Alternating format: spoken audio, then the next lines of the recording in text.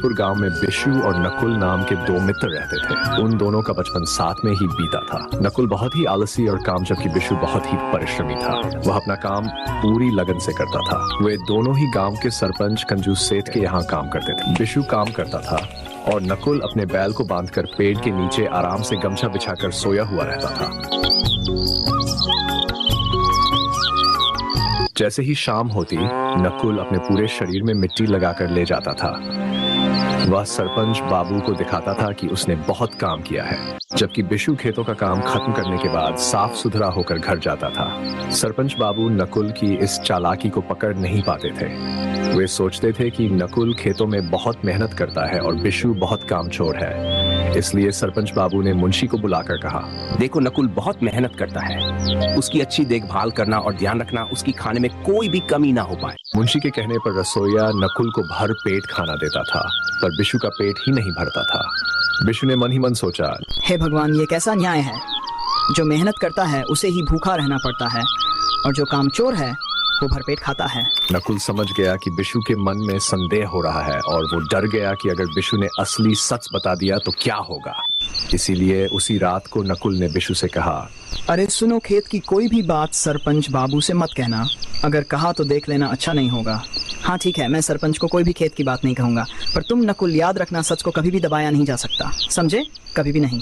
हाँ ठीक है, चल तू मुझे मत सिखा, तू अपना काम कर। यह कहकर नकुल सोने की कोशिश करता है। पूरे दिन की थकान के कारण बिशु गहरी नींद में सो गया और नकुल जो पूरे दिन सोया था, रात भर जागता रहा। सुबह जब नकुल बैल लेकर खेत में गया तो सरपंच बाबू ने उसकी लाल आंखें देखकर पूछा, क्या बात है नकुल, रात को नींद नहीं आई क्या? अब आपसे क्या छुपाना हुजूर, घर में बहुत मच्छर हैं। उन्होंने मुझे सारी रात सोने ही नहीं दिया। नकुल की खातिरदारी और बढ़ गई। अब वो सरपंच के घर में रहने लगा। नकुल बहुत खुश हुआ और उसका जीवन ऐसे ही चलने लगा। वो खेतों में जाकर बैल को रस्सी से बांधकर आराम से सोया हुआ रहता था और बिशु ईमानदारी से अपना काम करता जाता, बिना फल की चिंता किए। एक दिन हुआ ये कि खाते वक्त रसोई ने देखा कि नकुल खाना बर्बाद कर रहा है। रसोई ने गुस्से में नकुल को कहा, नकुल, मैं कुछ दिनों से देख रहा हूँ तुम बहुत खाना बर्बाद करते हो, फिर तुम्हें जितना चाहिए उतना ही लो ना। नकुल ने रसोई की बात को अनसुना कर दिया और उधर रसोइया बिशु को देखकर ये सोचने लगा, नकुल खाना बर्बाद कर रहा है और बिशु का पेट ही नहीं भर रहा है। कहीं न कहीं कुछ तो गड़बड़ जरूर है, मुझे मुंशी जी से बात करनी चाहिए। रसोइया मुंशी के पास गया और उनसे कहा, मुंशी जी, मुझे आपसे 2 मिनट बात करनी है। हाँ हाँ, बोलो बोलो, क्या बात करनी है? मुंशी जी, मैं यह कह रहा था कि कहीं न कहीं कुछ तो गड़बड़ जरूर हो रही है। अरे भाई, सारी बात बोलो ना, आखिर बात क्या हुआ है? फिर मुंशी को रसोइये ने नकुल और बिशु के खाने के बारे में स्पष्ट रूप से बताया। सच में यार, बात तो तुम्हारी बहुत गंभीर है, मुझे सरपंच जी को सारी बात बतलानी होगी। उस दिन सभी के जाने के बाद मुंशी ने सरपंच से कहा, मालिक मेरी बात तो सुनिए, निकुल और विशु खेतों में क्या काम करते हैं वो आपको एक बार देखना तो चाहिए। क्या काम करते हैं, कैसा काम करते हैं, आपको एक बार उन पे नजर तो रखनी चाहिए या नहीं? बाबू ने कारण जानना चाहा तो मुंशी ने संदेह का कारण बतलाया। मुंशी की बात सुनकर सरपंच बाबू ने सोचा, बात तो मुंशी की सही है, एक बार मुझे खुद जाकर देखना चाहिए। ये सोचकर दूसरे दिन ही किसी से बिना कुछ कहे सरपंच बाबू चुपचाप खेतों में चले गए। दूर से खड़े होकर उन्होंने देखा कि विशु बहुत मन से खेतों में काम कर रहा है, जैसे वो अपने लिए कर रहा हो। अब वो नकुल को ढूंढने गए, लेकिन पूरे खेतों में नकुल उन्हें कहीं भी नजर नहीं आया।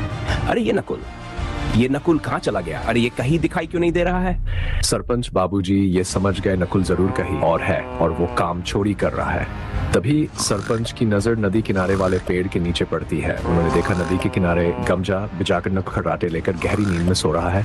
ये देखकर सरपंच बाबू बहुत गुस्सा आया। किसी को बिना कुछ कहे वो अपने घर लौट आए और सरपंच जी मुंशी से बोले, मुझे बिशु के लिए बहुत बुरा लग रहा है। नहीं, मैंने उसके साथ बहुत अन्याय किया है। एक आदमी बिना कुछ कहे परिश्रम करता जा रहा है और दूसरा बिना कुछ काम किए सारा सुख भोग रहा है। ये नहीं हो सकता। मैं बिशु को पहचान नहीं पाया। अब मुंशी ने सरपंच जी से कहा, मालिक आप ना विशु को कोई दूसरा काम दे दीजिए और आप अपनी बिटिया का शादी उससे करवा दीजिएगा। आपका भी सपना पूरा हो जाएगा, वो हमेशा आपके पास ही रहेगी।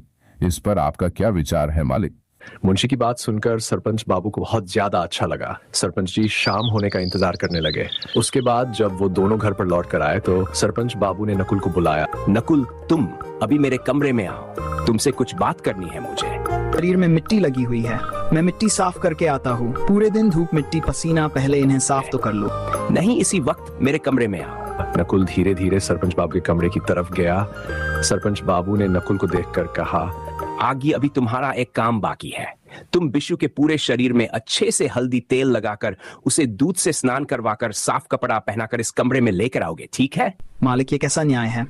मैं पूरे दिन खेत में इतनी मेहनत करने के बाद उस आलसी विशु के शरीर में तेल और हल्दी लगाऊंगा? इतने दिनों से तुमने मुझे बेवकूफ बनाया है। आज मैंने अपनी आंखों से देखा है तुम्हारे परिश्रम का नमूना। तुम आलसी हो, कामचोर हो, झूठे हो। तुम इसी समय इस घर से निकल जाओ। तुम्हें अब मैं काम पर नहीं रखूंगा। ये बात सुनकर बिशु ने बहुत प्यार से सरपंच बाबू से बोला। मालिक, मेरी बात तो सुनिए। हम दोनों आपके पास काम के लिए ही आए थे। बोलिए ना मालिक, आप कृपा करके इन नकुल को काम से मत निकालिए। मुझे पूरे विश्वास है कि वो अपना गलती समझ गया है ना रे नकुल? आप उसे एक और मौका दीजिए हुजूर, वो अब कड़ी मेहनत से काम करेगा।